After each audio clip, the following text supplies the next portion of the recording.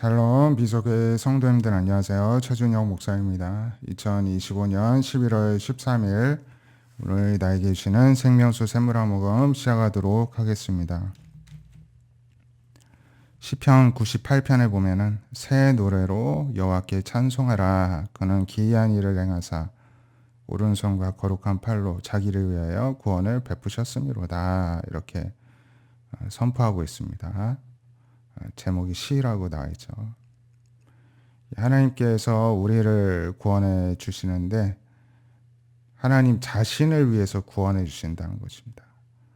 그래서 우리가 하나님께 어떤 도움을 요청할 때 죄책감, 내가 하나님께 도움을 요청할 자격이 나 있나, 이렇게 스스로 자기 자신에 대해서 좀 자신 없어 하고 그러한 주춤거리는 그런 자세가 필요가 없는 이유는 하나님은 우리를 구원해 주실 때 우리를 위해 뭔가 베풀어 주시는 것도 있지만 가장 우선적으로 하나님 자신을 위해서 자신의 모습을 드러내시기 위해 자신의 영광을 위해서 구원해 주신다는 것을 기억하고 마음껏 하나님께 구원을 꼭 영적인 구원만이 아니죠. 육적인 구원, 우리 모든 범사에 하나님의 도움이 필요한 구원을 요청할 수 있길 원합니다. 여호와께서 그의 구원을 알게 하시고 공의를 문 나라의 목전에 명백히 나타내십니다. 그가 이스라엘의 집에 베푸신 인자와 성실을 기억하셨으므로 땅끝까지 이르는 모든 것이 우리의 하나님의 구원을 보게 됩니다. 온 땅이여 여호와께 즐거이 소리칠지어다. 소리내어 즐겁게 노래하며 찬송할지어다.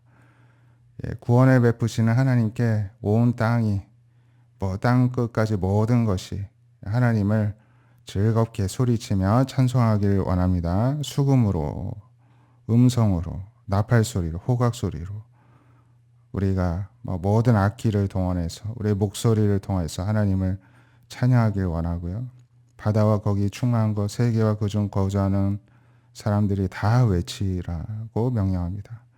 이 앞에서 큰 물들도 자연 만물도 박수하고 산악도 함께 하나님 찬양하고 하나님이 땅을 심판하러 임하실 것인데 의로 세계를 판단하시며 공평으로 그의 백성을 심판하시는 분이시다. 심판주 되시는 그 하나님을 모든 만물이 모든 인류가 찬양하자는 것입니다. 이 찬양 대열에 우리 모두가 함께 서기를 원하고요. 사무엘상 28장 3절에 사무엘 선지자가 죽었기 때문에 온 이스라엘이 슬퍼하며 그의 고향 라마에서 장사하고 사울은 이제 물어볼 데도 없습니다.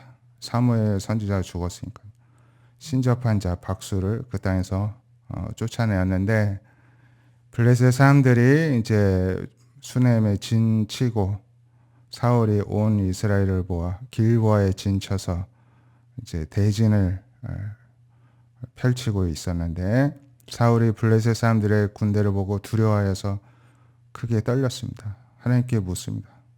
그러나 하나님께서 꿈으로도 우림으로도 선지자로도 그에게 대답을 안 하십니다. 그러자 그 신하들에게 나를 위해 신접한 여인을 찾으라. 신접한 자 다 쫓아내 보내놓고서는 다시 또 찾습니다. 엔돌에 신접한 여인이 있습니다. 그래서 다른 옷을 입고 변장하여서 여인에게 가서 나를 위해 신접한 술법으로 내가 말하는 사람을 불러 올리라 하니까는 여인이 그러되 너가 사울이 행한 일, 그 신접한 자 박수를 이 땅에 멸절시켰음을 알고 있느냐? 어찌하여 내 생명에 올무를 놓아 나를 죽게 하려느냐?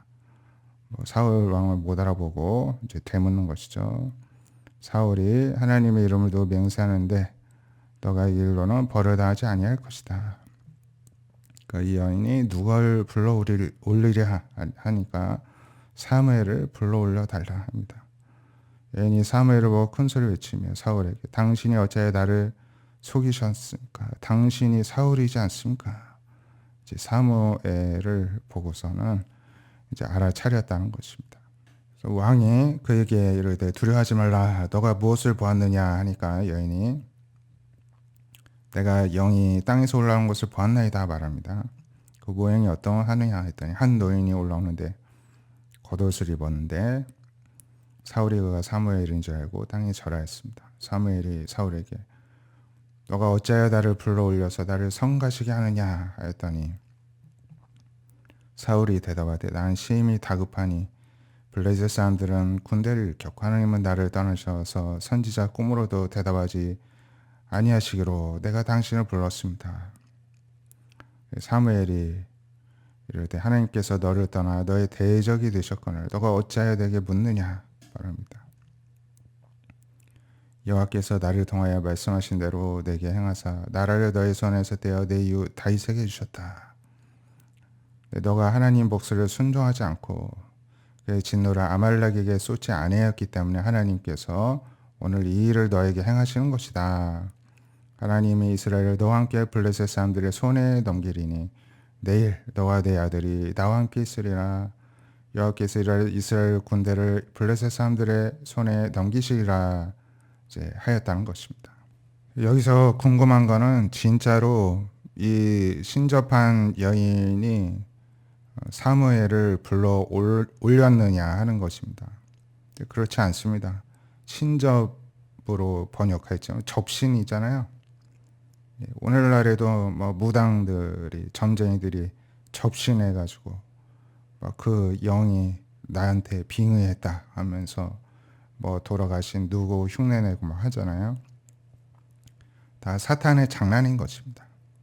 그런데 하나님께서는 이 지금 블레셋 사람들의 이 전투를 앞두고 이 공경이 사울 왕에 대한 징계이기 때문에 이 접신한 여인이 귀신 사탄에 의해서 접신하여서 흉내를 내고 있음에도 불구하고 내일 너는 죽을 것이다. 하나님의 계획을 알려주시는 것을 볼 수가 있습니다. 그래서 어떤 일이 있어도 죽은 사람이 다시 이 세상에 뭐 이런 접신한 여인을 통하여서 나타나서 소통하고 그럴 일은 절대로 없다는 것입니다.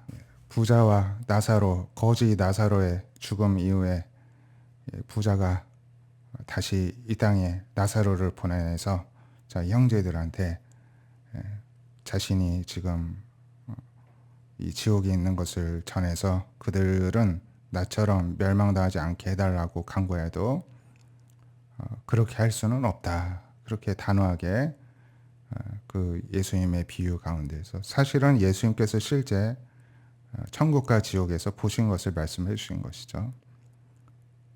그런 것들을 볼 때 우리가 한번 죽으면은 천국과 지옥 어디든 소속이 되고 난 다음에는 이 땅으로 다시 돌아올 수 없다. 영혼의 모습으로라도요. 그것을 우리가 생각해 볼 수 있기를 바라고요.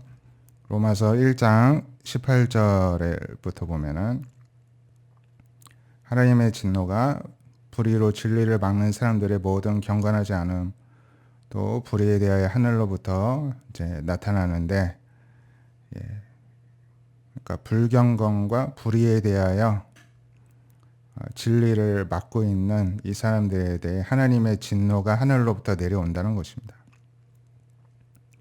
하나님은 알만한 것들이 그들 속에 보임이라. 하나님을 알만한 것들. 예를 들어 우주를 연구하는 과학자들이 결국에는 그 정교함에 놀라면서 하나님을 믿는 경우가 많다고 합니다. 그 속에 하나님의 존재감이 묻어 있는 것이죠. 피조물 속에요. 하나님께서는 이처럼 하나님이 만드신 피조물 가운데 하나님의 형상을 입히셨다는 것입니다. 그래서 그 누구도 하나님의 심판 앞에서 예외가 될 수 없다는 것이고요. 창세로부터 그에 보이지 아니하는 것들 곧 영원하신 능력 신성이 그가 만드신 만물에 분명히 보여 알려졌나니 그러므로 그들이 핑계할 수가 없다. 하나님을 알되 하나님을 영화롭게도 안 하고 감사하지도 않고 그 생각이 허망하여져서 미련한 마음이 어두워졌나니 스스로 지혜있다 하지만 어리석고 썩어지지 아니하는 하나님의 영광을 썩어질 사람과 새와 짐승 기어다니는 동물 모양의 우상으로 바꾸었으니 하나님께서는 그런 자들을 그냥 그대로 내버려 두신다는 것입니다. 더러움에 내버려 두셔서 서로 욕되게 하시고 결국에는 심판을 당하게 하신다는 것입니다. 그들이 하나님의 진리를 거짓 것으로 받고 피조물을 조물주보다 더 경배하고 섬겼기 때문이라는 것입니다. 주는 곧 영원히 찬송할 분이십니다. 우리가 그 사실을 분명히 알고 하나님만 온전히 찬양 올려드릴 수 있기를 바랍니다. 기도하겠습니다. 하나님 아버지, 우리가 전심을 다하여서 모든 피조물들과 함께 모든 우주에 속하 있는 하나님의 창조의 섭리 가운데 있는 모든 피조물들과 함께 하나님을 영원토록 찬양하는 대열에 서 있기를 원합니다. 오늘도 믿음으로 그러한 하루 되게 하여 주시옵시고 또 계속해서 이어지는 다니엘 기도에도 은혜 내려주셔서 하나님께 영광 올려드리고 하나님의 능력을 힘입는 은혜가 있는 기도의 시간이 되게 하여 주시옵소서. 예수님의 이름으로 기도드립니다. 아멘. 오늘도 하나님을 찬양하며 믿음으로 승리하는 하루 되시길 바랍니다. 감사합니다.